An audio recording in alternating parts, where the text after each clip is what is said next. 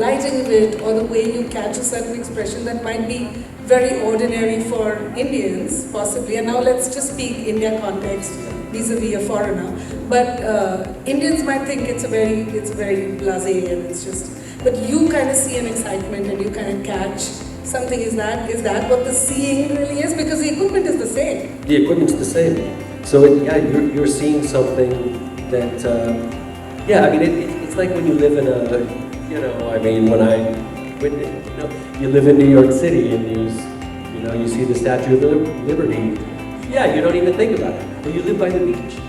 I mean, you don't even think about going to the beach. You just live there and so, you see another beautiful sunset.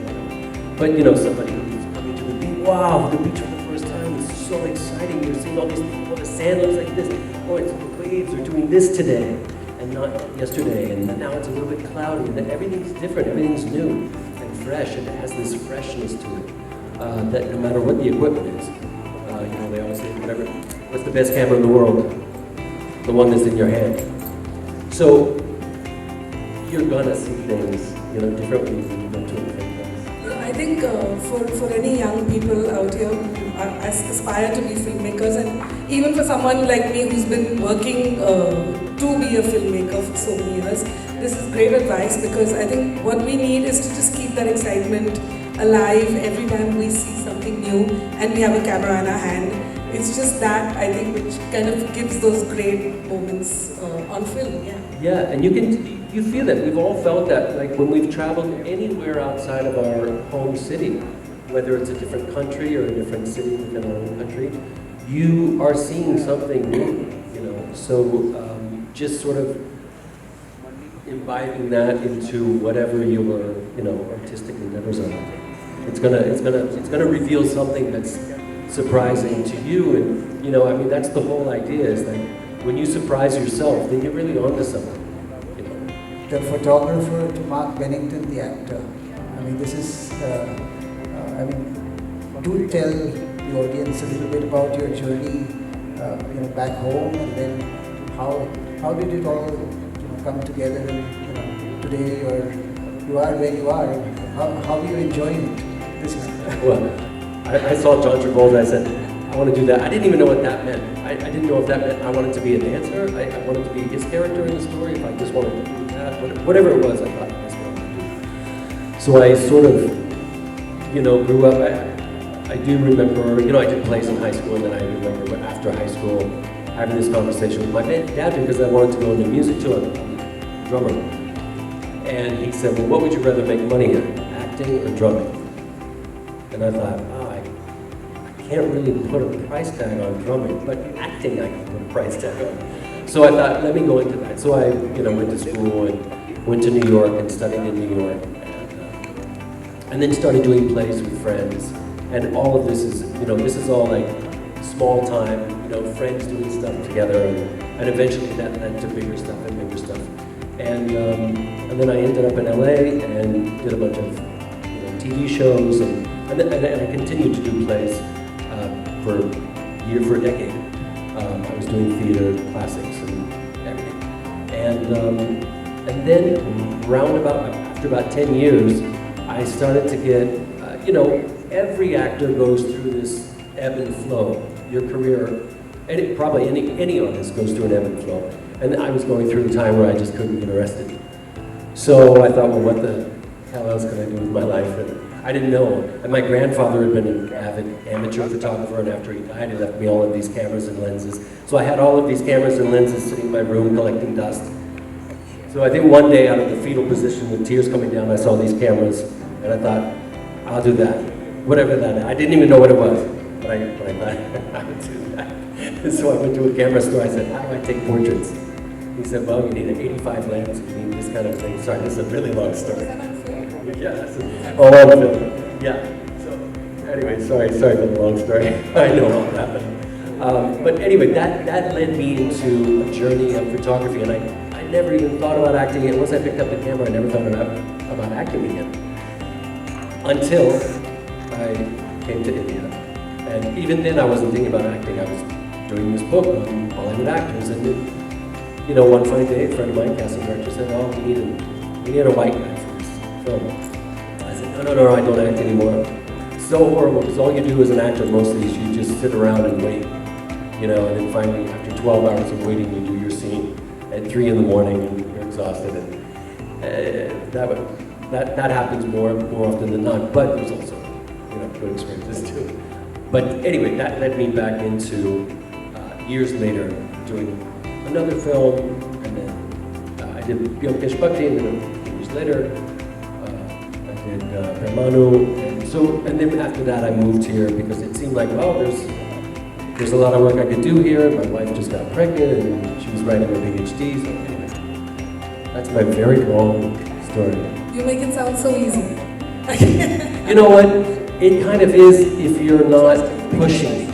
Like, I feel like what I can say for anyone out there who's starting on your journey, I feel like my experience in LA and New York as an actor, I felt like I was a salmon swimming upstream.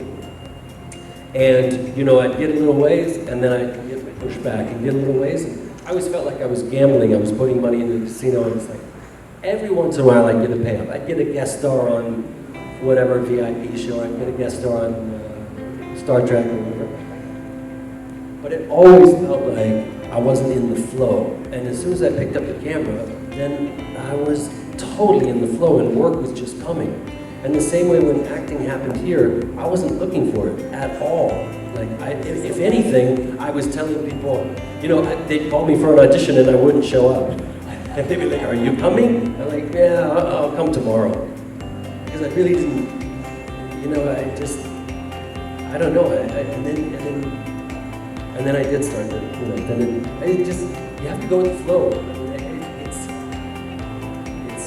It's harder said than, it's easier said than done, it's harder said than done. This session is so much value for money because we've already got 2 great life tips here, so. But yeah, but thank you, that's really inspiring, that's very inspiring. Go with the flow, don't push. So, I would love to know from Mark, tell me a memorable project that captures the essence of India that you worked on, that you feel very close to you. The essence of India? Yeah.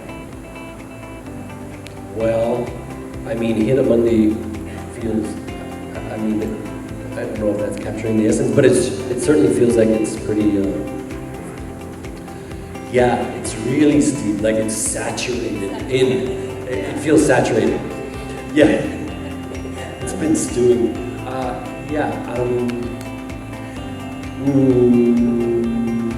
That's the one that comes to mind first. I don't know if it's because the last thing I did yeah, Byokesh was very, but they're all Indian stories. Like they're all, I mean, I'm always the foreign guy. Like I'm always the, triple R's.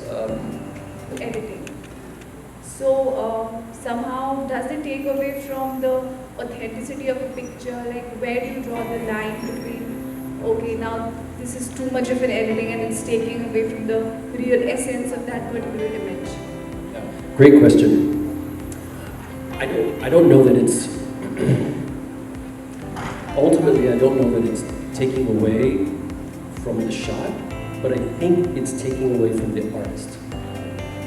Because when you have, you know, when I used to have 36 shots in a roll, I mean, you think differently. I know as a photographer now, like I just shoot with abandon. I mean, I kind of know what I'm doing now, but still I overshoot, and I know that I can go back and, you know, I know if I've got the shot, then I can go back and tweak it, whatever. But when I was starting out, I was, in retrospect now, I'm so glad that I started out where I really had to contemplate each frame. And that's, you know, I mean, that's only a decade or so ago where you have 36 shots. I mean, let's go back 80, whatever, 100 years. You have one shot. You know, you have, God, what's his name, blanking on his name, not Ansel Adams, but the other one who shot Yosemite. You know, trekking up, shot with an 11 by 14, you know, glass plate camera. He's trekking up this 150 pounds up here, up on top of this mountain, to shoot one shot.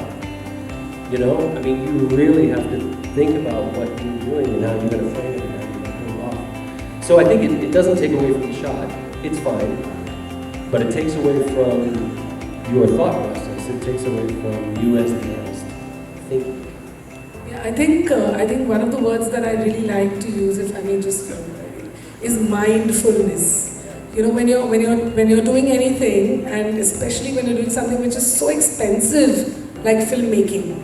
So it's, it's not like you can write and you can keep deleting and erasing and you're rolling up the paper and trashing it away, but it's film. So it's investing a lot of other people's time and energy for making a film, but even if you're shooting, you have to be mindful. So I think people, and I'm going to be completely, an ageist snob when I say this, but those who've worked on actual film, and they know that it costs a lot of money to buy that roll and to load it, and then to waste one frame is a huge waste of money. And then, get it processed and everything. Like digital has just made everything so cheap in all ways. So even if you train yourself as a young person to be mindful, pretend you're shooting on film. Pretend every frame is important, and then try to figure out why you're taking the shot you're taking, what do you want to include or exclude from the frame. And I think that training of mindfulness also then goes into as a filmmaker, as a cinematographer, not just stills, but when you're telling stories with film videos. So that will help you there, I feel. But that's my 2 bit. Yeah, and I just to come back to that point about the shot list, the shot. Storyboard. Thank you. The storyboard, because you're thinking about, you're contemplating, this is going to look good and this is going to follow. It just was reminding me as I was hearing you talk, like, I did this big film with big stars and they had no shot. I was so surprised there was no shot list. They were just like, okay, now let's go over there. And then you come over here and this thing, and it's like, wow, where? This? So anyway, I've had that too. Yeah. I said, is there a script? No, just write it here. Say this. That's a great question. Thank you. Thank you. Yes. As an artist, if you have to make a choice between doing the work which is trendy and really getting commercial success, or will add to your fame, versus a subject you feel very strongly about it, and you feel like you have to create that art, but it may not go anywhere or it may not get accepted. So in terms of making a choice between aiming for that fame, if I can generalize it, or commercial success, versus something that your heart is in, fully knowing it might not be successful, how would you go about making a decision? I mean, I think everyone, this is, has a place in every artist's heart, and it's a part of your career. It's a business, you have to make money, and so you have to do some commercial things. I mean, I did a few things recently where it totally for the money, period. And then I feel I haven't even had the opportunity to do smaller things that have a more, that are a more indie thing, that have more, not more heart, but more. All you guys can call him now, okay? Yeah, Indie. He anyone, wants to do indie stuff. Call me. I'm on board. I feel like you absolutely should do, whatever is you feel passionate about, but also, be realistic. Unless you have outside, resources, you have to be realistic. And it's always a balancing act. I mean, I feel like I did that I haven't had to do that so much, or I haven't had the opportunity, whatever, to do that with my acting career here, but as a photographer, I mean, the entire book I shot here was totally on my dime. I took off a year and a half from making money in the States and worked for nothing. I mean, I paid for it. It was all my money, So that was a total labor of love. And then I'd go back to the States and I'd choose some big commercial jobs and pay for it.